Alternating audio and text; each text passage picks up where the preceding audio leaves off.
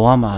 လူတစ်ယောက်ကိုချစ်မိတယ်ဆိုရင်အဲ့လူတစ်ယောက်ကိုတန်ဖိုးထားဖို့အတွက်မမေ့ပါနဲ့ကိုယ့်ရဲ့ဘဝမှာ VIP လို့အမှတ်ထားခိုင်းစေချင်ပါတယ် VIP ဆိုတာ very important person ဒီလူတစ်ယောက်ဒီကိုယ့်ဘဝမှာတကယ်ကိုအရေးပါတယ်ဆိုတော့သဘောပေါက်ခိုင်းစေချင်တယ်တဘွားစာမဟုတ်ပဲနဲ့လူတစ်ယောက်ကိုချစ်တယ်ဆိုတဲ့စကားလုံးမပြောပါနဲ့ချစ်တယ်ဆိုတဲ့စကားလုံးရဲ့နောက်မှာလူတစ်ယောက်ရဲ့ဘဝတစ်ခုရှိတယ်ဆိုတာသိခိုင်းစေချင်တယ်ကိုယ့်ဘဝမှာဒီလူတစ်ယောက်တန်ဖိုးရှိတဲ့လူလို့သတ်မှတ်ထားတယ်ဆိုရင်ကိုယ့်ရဲ့ VIP ပါကိုယ့်ရဲ့ VIP ဆိုရင်အရေးပါတဲ့လူတစ်ယောက်ကိုနားကြအောင်အော်ဟစ်တာမျိုးမျက်နှာညှိုးမိန်သွားမယ်ဆိုတဲ့လုပ်ရက်မျိုးမလုပ်ပါနဲ့ကိုပြောလိုက်တဲ့စကားကြောင့်ဒီလူတစ်ယောက်နာကျင်သွားမယ်ဆိုတဲ့လုပ်ရက်နိုင်လူချင်းတဲ့စိတ်သက်အားနွေးတယ်ဆိုပြီးတော့အနိုင်ချင်းချင်တဲ့စိတ်သက်ဒီလူတစ်ယောက်ကိုကိုယ့်ရဲ့ဘဝမှာတမိုးရှိရလို့သတ်မှတ်ထားတဲ့ဆိုရင်လေတန်အစမာကြော်တဲ့လုပ်ရက်မျိုးရက်တန်းရက်ခိုင်စေခြင်းတယ်။ဘာကြောင့်လဲဆိုတော့တစ်ဖက်ကလူကဘဝနဲ့ရင်ပြီးဒီလူတစ်ယောက်ကိုချစ်ပေးခဲ့တာမလို့ပါကိုနာမှာရှိရဆိုတာကိုကိုချစ်လို့ရှိရဆိုတာမမိခိုင်စေခြင်းဘူးကိုကိုချစ်လို့ကိုနာမှာရှိနေတဲ့ကိုရဲ့ VIP လေးကို